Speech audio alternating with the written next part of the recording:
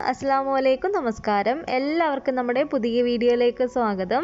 ഇന്നത്തെ നമ്മുടെ recipe cake ടിന് ഒന്നും ഇല്ലെങ്കിൽ തന്നെ സ്റ്റീൽ പാത്രത്തിൽ വെച്ചിട്ട് നമുക്ക് ബേക്ക് ചെയ്തിട്ട് എടുക്കാൻ പറ്റുന്ന നല്ല പഞ്ഞി പോലുള്ളൊരു കേക്കാണ്.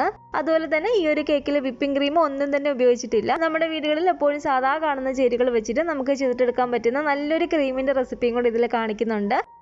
ഓവനോ ഒന്നും ഇല്ലാതെ തന്നെ വളരെ സിമ്പിളായിട്ട് നമുക്ക് ചെയ്തിട്ടെടുക്കാൻ പറ്റുന്ന ഒരു കേക്കാണ് കേട്ടോ. അപ്പം നമുക്കത് എങ്ങനെയാണ് തയ്യാറാക്കുന്നതെന്നൊന്ന് നോക്കാം. ആദ്യം തന്നെ ഞാൻ ഈ ഒരു പാത്രത്തിലേക്ക് 1 കപ്പ് അളവിൽ പാൽ ഒഴിച്ചു കൊടുക്കുകയാണ്. 1 കപ്പ് എന്ന് പറയുമ്പോൾ ഇത് 250 ml പാലുണ്ട് കേട്ടോ.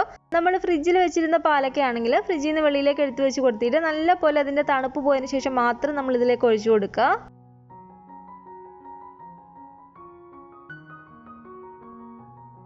ഇനി ഇതിലേക്ക് നമുക്ക് 1 ടീസ്പൂൺ അളവിൽ നാരങ്ങാനീര് ചേർത്ത് കൊടുക്കാം.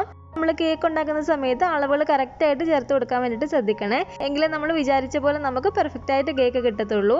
ഇനി ഇതിലേക്ക് ഞാനൊരു 1/2 കപ്പ് അളവിൽ പഞ്ചസാര ഇട്ട് കൊടുക്കുകയാണ്. പഞ്ചസാര പൊടിക്കൊന്നും വേണ്ട, ഇതുപോലെ തരിയായിട്ട് തന്നെ നമ്മൾ ചേർത്ത് കൊടുത്താൽ മതി. ഒരുപാടങ്ങ് വലിയ തരിയായിട്ട് കിടക്കുന്ന പഞ്ചസാര ആണെങ്കിൽ മാത്രം ജസ്റ്റ് ഒന്ന് കറക്കിയിട്ട് ഇതിലേക്ക് ഇട്ട് കൊടുത്താൽ മതി. ഞാൻ ഈ ഒരു കേക്കിൽ ക്രീമും കൂടി ചെയ്യുന്നതുകൊണ്ട് തന്നെ കേക്കിൽ ഒരുപാടങ്ങ് പഞ്ചസാര ചേർത്ത് കൊടുത്തിട്ടില്ല. ഇനി ഇതിലേക്ക് നമുക്കൊരു 4 ടീസ്പൂൺ അളവിൽ കൊക്കോ പൗഡർ ചേർത്ത് കൊടുക്കാം.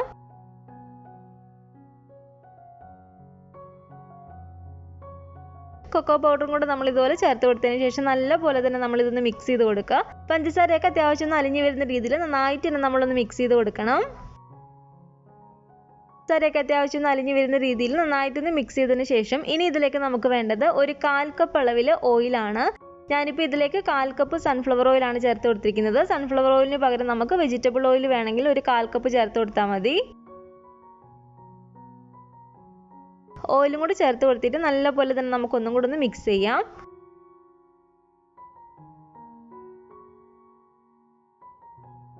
ഇനി ഇതിലേക്ക് നമുക്ക് വേണ്ടത് 1/2 കപ്പ് അളവിൽ മൈദാമാവാണ്.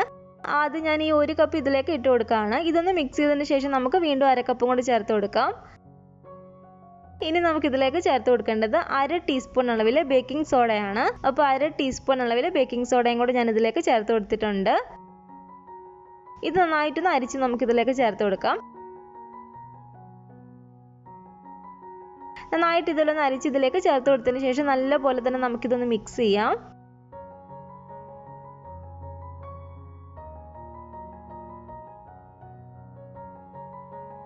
അപ്പോൾ ഇതുപോലെ നന്നായിട്ടൊന്ന് മിക്സ് ചെയ്തെടുത്തതിന് ശേഷം ബാക്കിയുള്ള ഈ ഒരു 1/2 കപ്പ് മൈദാമാവും കൂടെ നമുക്ക് ഇതിലേക്ക് ചേർത്ത് കൊടുക്കാം.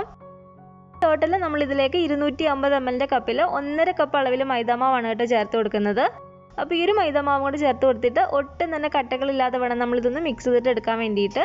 ആദ്യമേ പൊടികളെല്ലാം കൊണ്ടൊന്ന് അരിച്ചിട്ട് കുറേശ്ശായിട്ട് ഇതിലേക്ക് ചേർത്ത് കൊടുക്കുകയോ അല്ലെങ്കിൽ ഇതുപോലെ ചേർത്ത് കൊടുക്കുകയോ ചെയ്യുക.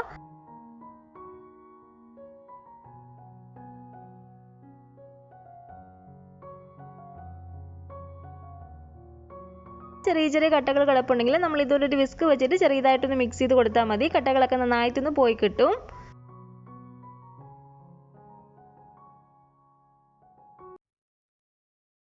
ഞാനിപ്പോൾ ഇതിവിടെ നല്ലപോലെ തന്നെ ഒന്ന് മിക്സ് ചെയ്തെടുത്തിട്ടുണ്ട്. ഇതാണ് കേട്ടോ നമ്മുടെ ബാറ്ററിൻ്റെ ഒരു കറക്റ്റ് പരുവം.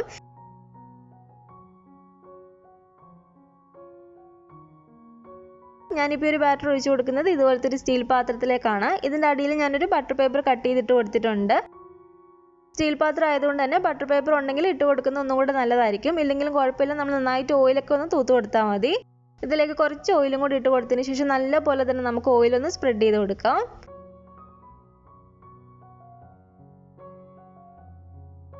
ഓയിൽ ഇതുപോലെ നന്നായിട്ടൊന്ന് എല്ലായിടത്തും ആക്കിയതിന് ശേഷം നമുക്ക് ഇനി ഇതിലേക്ക് ബാറ്റർ ഒഴിച്ചു കൊടുക്കാം. ഇതുപോലെ ചെറിയതായിട്ടൊന്ന് കൊട്ടിക്കൊടുക്കാം, എയർ ബബിൾസ് എന്തെങ്കിലും ഉണ്ടെങ്കിൽ പോകാൻ വേണ്ടിയിട്ട്. ഞാനിപ്പോൾ ഈ ഒരു കേക്ക് ബേക്ക് ചെയ്യുന്നത് ഇതുപോലത്തെ ഒരു നോൺ സ്റ്റിക്കിൻ്റെ പാത്രത്തിലേക്ക് വെച്ച് കൊടുത്തിട്ടാണ്. അപ്പോൾ ഇതിലേക്ക് ഞാനൊരു സ്റ്റാൻഡ് ഇറക്കി വെച്ച് കൊടുത്തിട്ടുണ്ട്. ഈ ഒരു മൂടി വെച്ച് അടച്ചു കൊടുത്തിട്ട് ഒരു ലോ ഫ്ലെയിമിൽ ഇട്ടിട്ട് നമുക്കൊരു 8-9 മിനിറ്റ് ഈ ഒരു പാത്രം ഒന്ന് പ്രീഹീറ്റ് ചെയ്തിട്ട് എടുക്കാം. നോൺ സ്റ്റിക്കിൻ്റെ പാത്രമാണ് നമ്മൾ എടുക്കുന്നതെങ്കിൽ ഈ ഒരു മൂടിയിലുള്ള ഒരു ഹോള് നമ്മൾ എന്തെങ്കിലും വെച്ച് അടച്ചു വെച്ച് കൊടുക്കുക. ആവി വെളിയിലേക്ക് പോകാതിരിക്കാൻ വേണ്ടിയിട്ടാണ് കേട്ടോ. അപ്പോൾ ഒരു 8-9 മിനിറ്റോളം നമ്മളൊന്ന് പ്രീഹീറ്റ് ചെയ്തെടുത്ത് ഈ ഒരു പാത്രത്തിലേക്ക് ഇനി നമുക്ക് ഈ ഒരു പാത്രം ഇറക്കി വെച്ച് കൊടുക്കാം.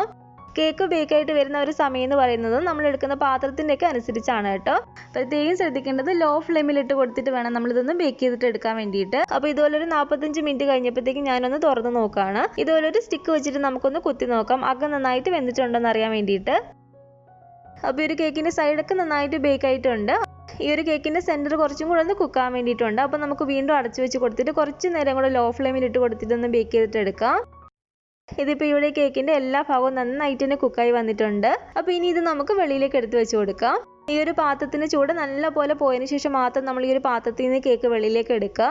കേക്ക് നന്നായിട്ടൊന്ന് തണുത്ത് വരുന്ന ഒരു സമയം കൊണ്ട് നമുക്കിതിലേക്ക് ആവശ്യമായിട്ടുള്ള ക്രീം റെഡിയാക്കിയിട്ട് എടുക്കാം. ഈ ഒരു പാത്രത്തിലേക്ക് നമുക്ക് ഒരു 2 കപ്പ് അളവിൽ പാൽ ഒഴിച്ചു കൊടുക്കാം.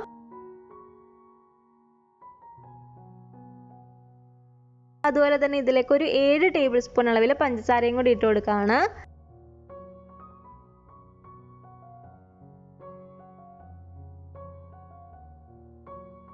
ഇനി ഇതിലേക്ക് നമുക്ക് വേണ്ടത് ഒരു 3.5 ടേബിൾ സ്പൂൺ അളവിൽ മൈദാമാവാണ്. മൈദാമാവിന് പകരം നമുക്കിതിലേക്ക് കോൺഫ്ലോർ വേണമെങ്കിലും ചേർത്ത് കൊടുക്കാവുന്നതാണ് കേട്ടോ.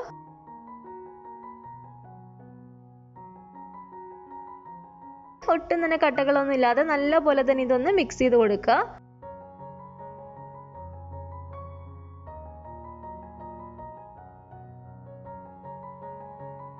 ഇനി ഇത് നമുക്ക് ഗ്യാസ് അടുപ്പിലേക്ക് വെച്ച് കൊടുത്തിട്ട് നന്നായിട്ട് തന്നെ ഒന്ന് ചൂടാക്കിയിട്ട് എടുക്കാം. അപ്പോൾ അത്യാവശ്യം ഇതൊന്ന് കുറുകി വരുന്നിടം വരെ നല്ല പോലെ തന്നെ നമ്മളിതൊന്ന് ഇളക്കി കൊടുക്കുക. അപ്പോൾ ഈ ഒരു ക്രീമിന് ചെറിയൊരു യെല്ലോ കളർ കിട്ടാൻ വേണ്ടിയിട്ട് നമ്മളിതിലേക്ക് ഇപ്പോൾ ഫുഡ് കളർ ഒന്നും ചേർത്ത് കൊടുക്കുന്നില്ല. ഞാനിപ്പോൾ ഇതിലേക്ക് കുറച്ച് മാത്രം മഞ്ഞൾപ്പൊടി ഇതിലേക്ക് ചേർത്ത് കൊടുക്കുകയാണ്, ആ ഒരു കളർ കിട്ടാൻ വേണ്ടിയിട്ട് മാത്രം.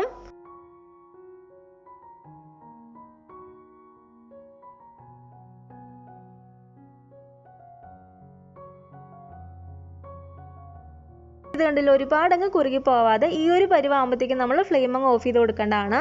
ഒരുപാടങ്ങ് കുറുകി പോയിട്ടുണ്ടെങ്കിൽ തണുത്ത് വരുമ്പോഴത്തേക്ക് ഇതങ്ങ് കട്ടയായിട്ടങ്ങ് കിടക്കും. അപ്പോൾ ഈ ഒരു പരുവത്തിന് നമ്മൾ ഫ്ലെയിം അങ്ങ് ഓഫ് ചെയ്ത് കൊടുത്തേക്കുക. ഫ്ലെയിം ഇതുപോലെ ഓഫ് ചെയ്ത് കൊടുത്തതിന് ശേഷം ഞാനിതിലേക്ക് 1 ടേബിൾ സ്പൂൺ അളവിൽ ബട്ടർ ചേർത്ത് കൊടുക്കുകയാണ്. അതുപോലെ തന്നെ നമുക്കിതിലേക്ക് 3/4 ടേബിൾ സ്പൂൺ അളവിൽ വാനില എസൻസും കൂടെ ചേർത്ത് കൊടുക്കാം.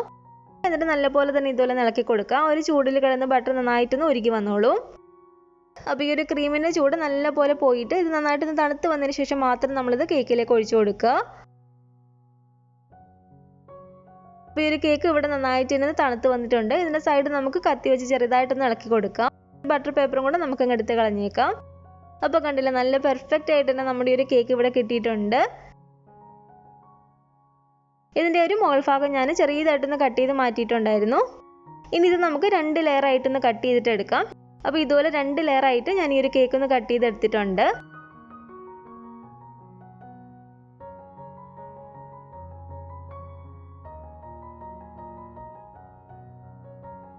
പിന്നെ ഒരു കേക്കിൽ നമുക്ക് ഫോർക്ക് വെച്ചിട്ട് ചെറിയതായിട്ട് ഇതിലൊന്ന് കുത്തി കൊടുക്കുക. എന്നിട്ട് ഷുഗർ സിറപ്പ് നമുക്ക് ഇതുപോലെ ഒന്ന് സ്പ്രെഡ് ചെയ്ത് കൊടുക്കാം.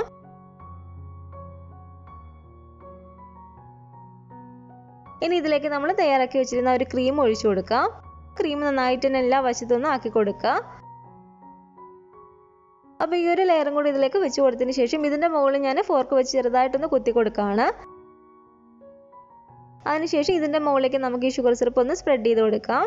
അപ്പോൾ ഇതിൻ്റെ മുകളിലേക്ക് എല്ലാ വശത്തും ഇതുപോലെ ആകുന്ന രീതിയിൽ നമുക്ക് ക്രീം ഒഴിച്ചു കൊടുക്കാം. നമ്മൾ ക്രീം നന്നായിട്ടൊന്ന് തണുത്തതിന് ശേഷമാണല്ലോ ഇതിലേക്ക് ഒഴിച്ചു കൊടുക്കുന്നത്. ആ ഒരു സമയത്ത് ചെറിയ ചെറിയ കട്ടകളായിട്ട് ക്രീമിൽ വന്നിട്ടുണ്ടെങ്കിൽ നല്ല പോലെ തന്നെ വിസ്ക് വെച്ചിട്ടൊന്ന് മിക്സ് ചെയ്ത് കൊടുക്കുക. വിസ്ക് വെച്ച് നന്നായിട്ടൊന്ന് മിക്സ് ചെയ്യുമ്പോൾ തന്നെ ആ ഒരു കട്ടകളൊക്കെ പോയിട്ട് നല്ല പോലെ തന്നെ നമുക്ക് ക്രീം കിട്ടും. അല്ലെങ്കിൽ നമ്മൾ ഇതുപോലെ ഒഴിച്ചു കൊടുക്കുന്ന സമയത്ത് ചെറിയ ചെറിയ കട്ടകളായിട്ട് അതങ്ങനെ കിടക്കും. ക്രീം നമ്മൾ ഇതുപോലെ ഒന്ന് ഒഴിച്ചു കൊടുത്തതിന് ശേഷം ഒരു 10 മിനിറ്റ് നമ്മളൊന്ന് ഫ്രിഡ്ജിലേക്ക് എടുത്ത് വെച്ച് കൊടുക്കുക. അതിനുശേഷം നമുക്കിത് ഇഷ്ടമുള്ള രീതിയിലൊന്ന് ഡെക്കറേറ്റ് ചെയ്തിട്ട് എടുക്കാവുന്നതാണ്. ഞാനിപ്പോൾ ഇതിൻ്റെ മുകളിലേക്ക് കുറച്ച് ചോക്ലേറ്റ് സിറപ്പ് ഇതുപോലെ ഒന്ന് ആക്കി കൊടുക്കുകയാണ്. ചോക്ലേറ്റ് മെൽറ്റ് ചെയ്തിട്ട് നമ്മൾ പൈപ്പിംഗ് ബാഗിലാക്കിയിട്ട് ഇതുപോലെ ആക്കി കൊടുത്താലും മതി. അതുപോലെ തന്നെ കുറച്ച് ഡാർക്ക് ചോക്ലേറ്റ് ഇതുപോലെ ഒന്ന് ഗ്രേറ്റ് ചെയ്തതും കൂടെ ഇതിൻ്റെ മുകളിലേക്ക് വെച്ച് കൊടുക്കുകയാണ്.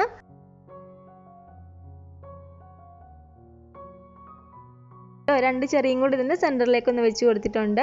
അതൊക്കെ നമുക്ക് ഇഷ്ടമുള്ള രീതിയിൽ ചെയ്തിട്ടെടുക്കാവുന്നതാണ്.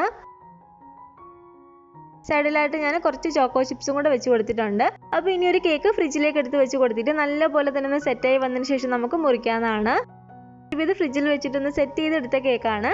ഞാനിത് നിങ്ങളൊന്ന് കട്ട് ചെയ്തും കൂടെ കാണിച്ചു തരാം കേട്ടോ.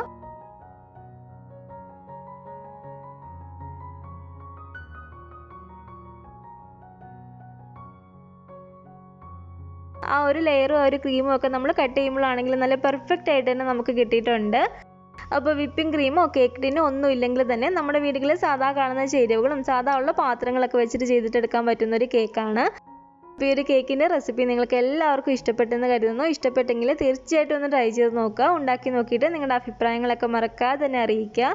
അതുപോലെ തന്നെ നമ്മുടെ വീഡിയോ ഇഷ്ടപ്പെട്ടെങ്കിൽ ലൈക്ക് ചെയ്യുക, കമൻറ്റ് ചെയ്യുക. നിങ്ങളുടെ ഫാമിലിയും ഫ്രണ്ട്സും ഒക്കെ ആയിട്ട് നമ്മുടെ ഈ ഒരു വീഡിയോ ഒന്ന് ഷെയർ ചെയ്ത് കൊടുക്കുക.